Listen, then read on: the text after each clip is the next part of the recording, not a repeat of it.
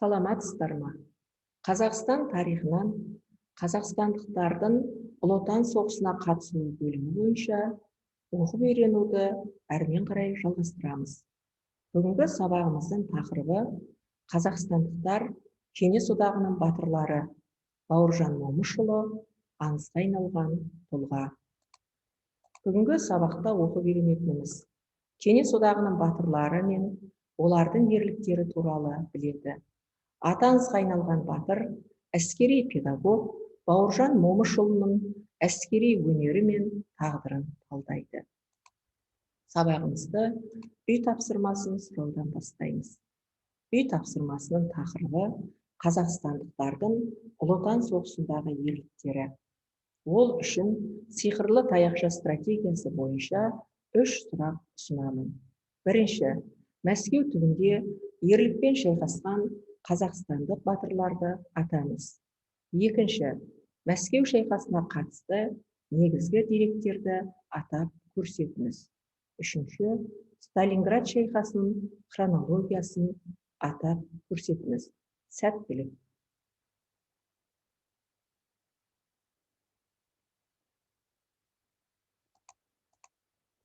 Бірінші, Мәскеу түбінде ерлікпен шайқасқан қазақстандық батырлар. Төлеген Тоқтаров, ротаның саяси жетекшісі Мәлік Ғабдуллин, Амангелді Имановтың ұлы автоматшы Рамазан Амангелдиев, Бауыржан Момышұлы. Екінші, Мәскеу шайқасына қатысты негізгі деректер. Неміс фашистердің Мәскеуді алу үшін жасаған жоспары Тайфун операциясы деп аталады. Мәскеу түбінде генерал-майор Панфиловтың 316-шы атқыштар дивизиясы ерлікпен шайқасты. Новосекова разъезі түбінде жаудың 18 автомашинасын жойып, 1075-ші атқыштар полкының 28-ші панфиловшылар атанған танк жоюшылар тобының ерлігі баршамызға аян. Мәскеу шайқасында көрсеткен ерліктері үшін 316-шы атқыштар дивизиясы 8-ші гвардиялық дивизия болып қайта құрылды. Сталинград шайқасының хронологиясы. Сталинград шайқасы Екінші дүниежүзілік соғыстағы басты шайқастардың бірі.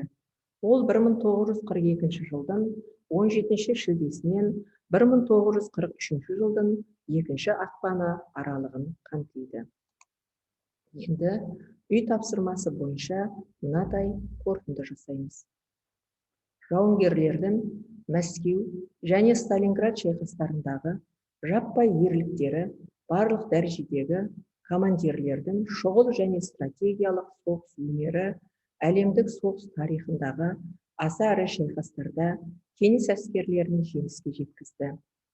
Мәскеу шайқасы Екінші дүниежүзілік соғыстағы түбегейлі бетбұрыс болса, ал Сталинград шайқасында гитлерлік Германияның жеңілісі айқындалды.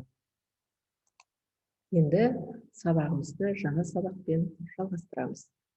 Ұлы Отан соғысындағы ерліктері үшін кеңес одағының батыры атағын алғандар барлығы 11.600 адам. Қазақстандықтар 497, қазақтар 97, ал қазақ қыздары 2. 2 мәрте кеңес одағының батыры атағын алғандар. Бірінші, Талғат Жақыпбекұлы Бегелдинов. Екінші, Леонид Игнатьевич Беда. Үшінші, Иван Фомич Павлов. Төртінші, Сергей Данилович Луганский. Қызылордалық кеңес одағының батырлары 22. 3 мәрте кеңес одағының батыры атағын алған Иван Кажидовты білеміз. Ол Шымкент қаласында орналасқан Чубуев әскери авиация училищесінің түлегі. Кеңес одағының орден медальдарымен марапатталған қазақстандықтар 96.638 адам. Данов орденінің толық иегері 142 жауынгер. Ұлы Отан соғысында қаза тапқан қазақстандықтар саны 603.000 адам. КСР-ның жау қолында қалған аймақтарында соғыстың алғашқы күндерінен бастап партизан қозғалысы өрістеді. Қазақстандық партизандардың жалпы саны 3,5 мың адам. Ерекше атап өтуге болатын батыр Қасым Қайсенов, Қазақстанның халық қаһарманы, көрнекті жазушы, партизан қозғалысының батыры. Ұшқыш әйел Хиуаз Доспанова, халық қаһарманы. Рейхстагқа ту тіккен қазақ, халық қаһарманы Рахымжан Қошқарбаев. Бұл кісілердің есімі әр уақытта ел есінде.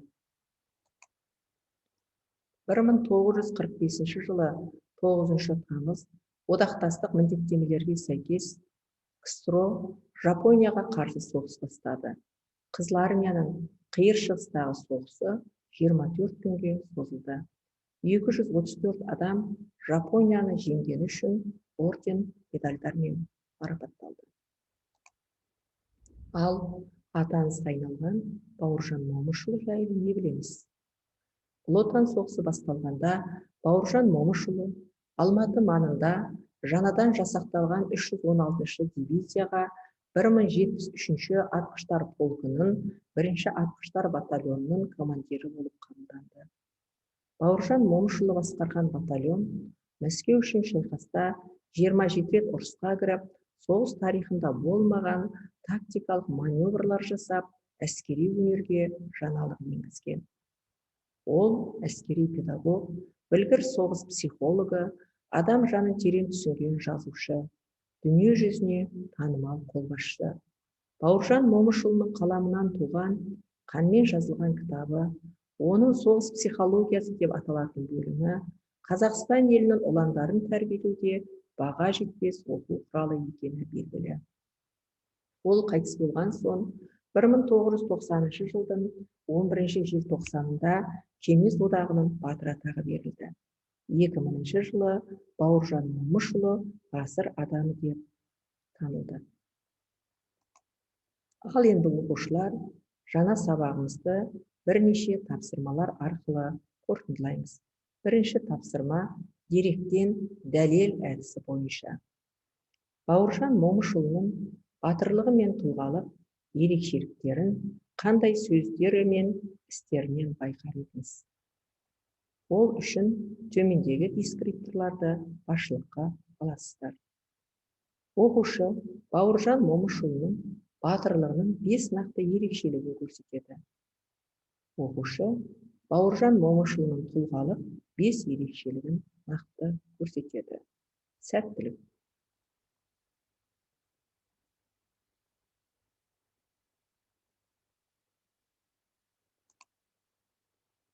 Бауыржан Момышұлының батырлығы. Бірінші, Мәскеу үшін 27 рет ұрысқа қатысуы. Екінші, соғыс тарихында тактикалық маневрлар енгізуі. Үшінші, бірнеше рет жау қоршауын бұзуы. Төртінші, әскери өнерге жаңалық енгізуі. Бесінші, Волоколам тасжолын қорғаудағы батальонның ерлігі.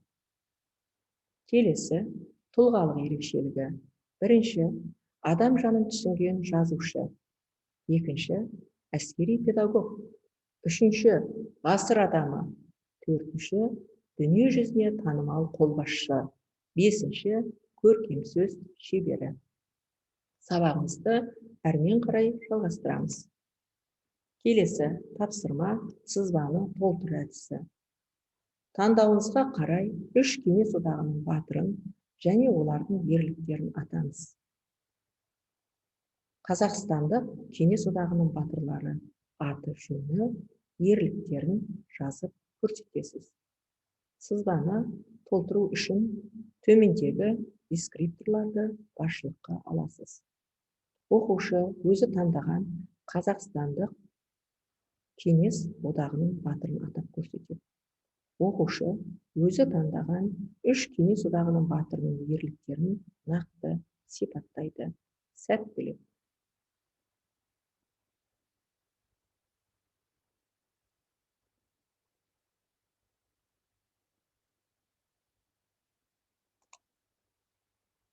Қазақстандық Кеңес одағының батырлары. Бірінші, Талғат Бейгелдинов 155 рет жауынгерлік тапсырмамен барлауға шықты.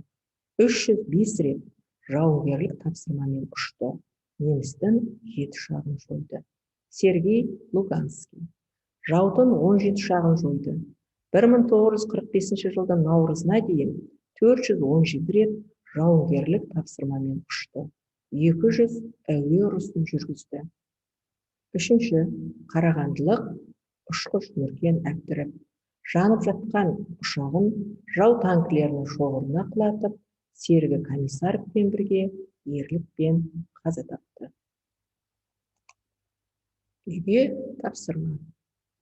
Екінші дүниежүзілік соғысқа қатысқан ерлестер тақырыбына таныстырылым құрастырыңыз. Енді бүгінгі өткен жаңа сабағымыз бойынша кері байланыс жасап көрейік. Ол үшін сіздерге соңғы бір сөйлем әдісін ұсынамын. Тақырып мазмұнына сай әр оқушы бір сөйлемнен тұратын ой айтады.